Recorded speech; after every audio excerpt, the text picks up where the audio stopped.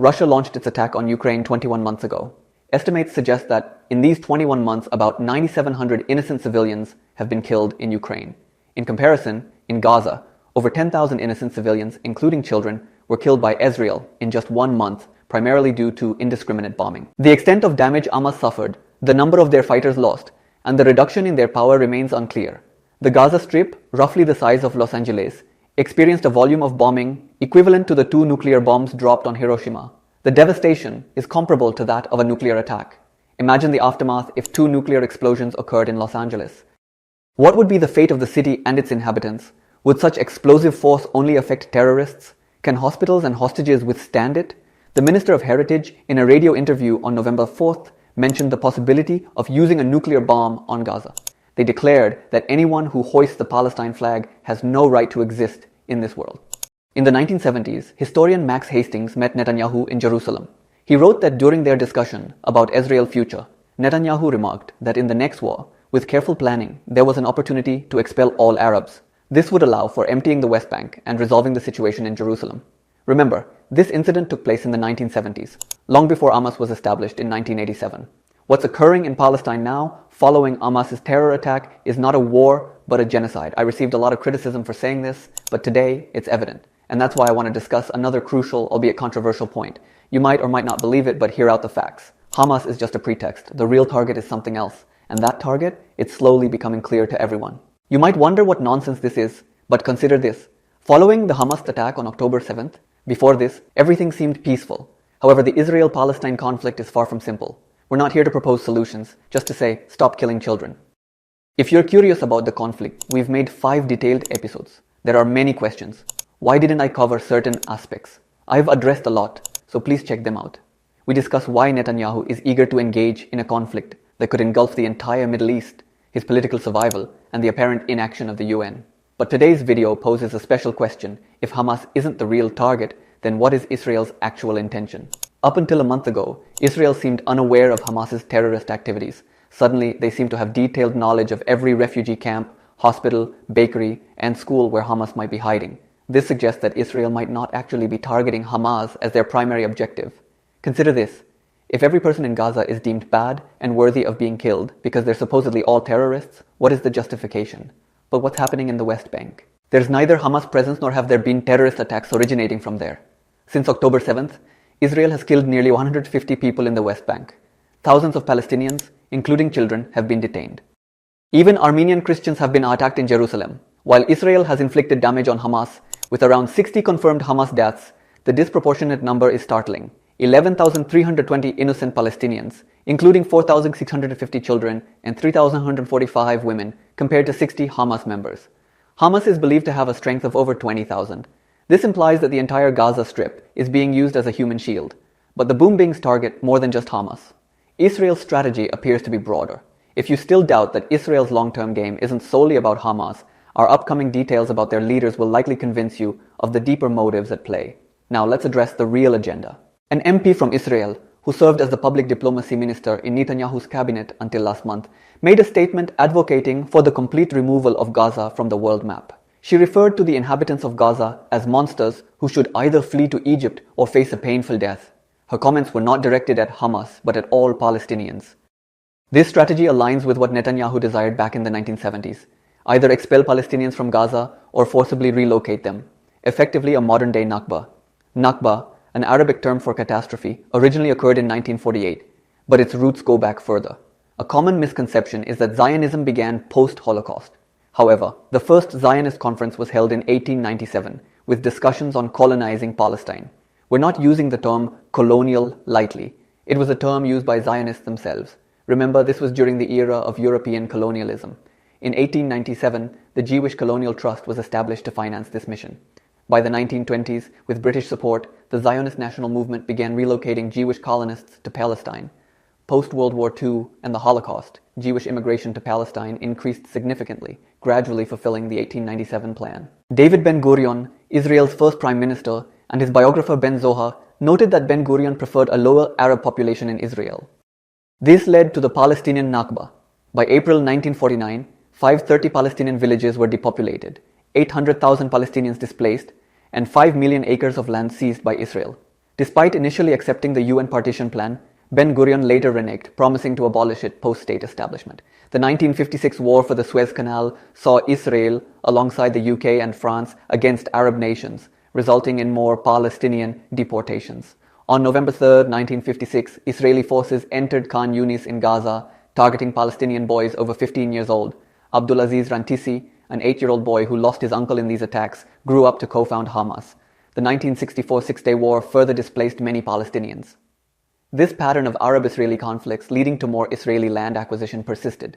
But, as Netanyahu alluded to in the 1970s, a small part remained: Gaza and the West Bank, which is now being systematically targeted, using Hamas as a scapegoat. This approach explains why there is no discussion of a ceasefire. The consensus is that even if hostages are released, the violence won't cease. The current operations are not just about eliminating Hamas, they're part of a larger agenda. In June 2022, UN investigators stated in their report that Israel has no intention of ending its illegal occupation.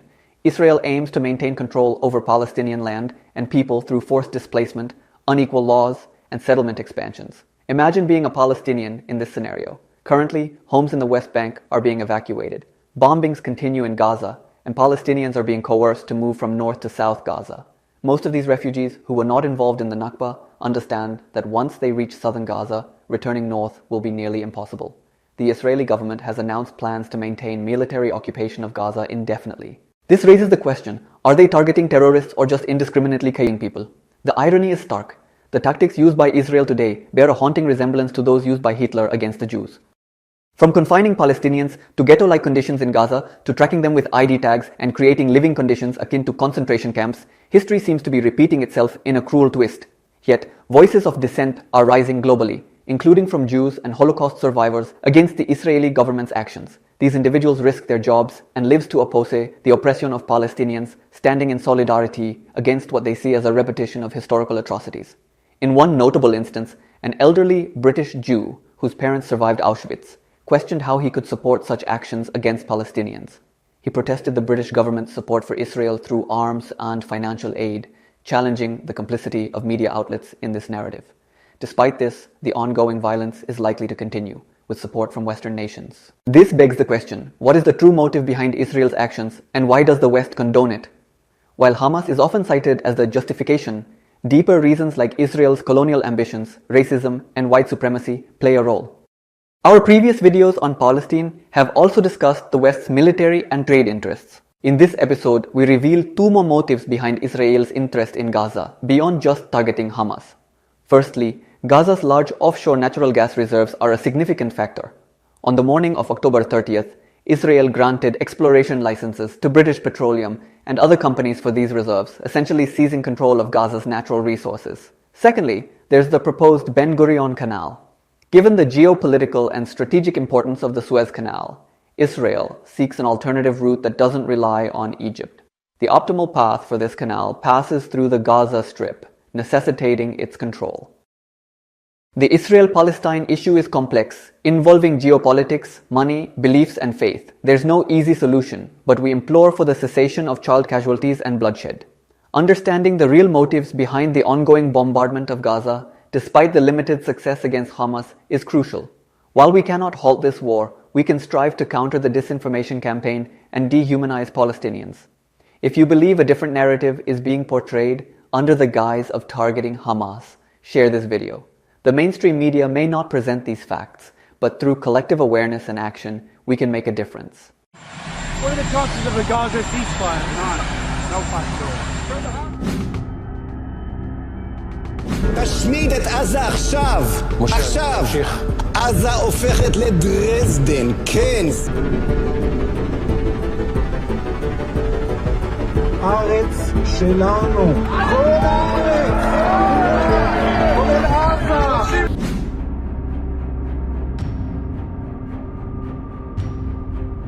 אין חשמל, אין מזון, אין מים, אין דלק.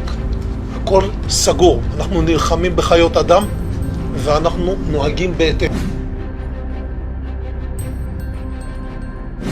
Very puzzled by the constant concern which the world is showing for the Palestinian people and is actually showing for these horrible, inhuman animals who have done the worst atrocities that this century has seen.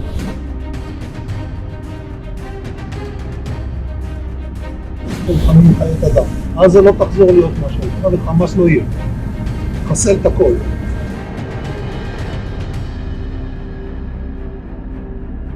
مع هيك وحوش بشرية رايحين نتعامل كيف لازم. إسرائيل فرضت إغلاق كامل على غزة.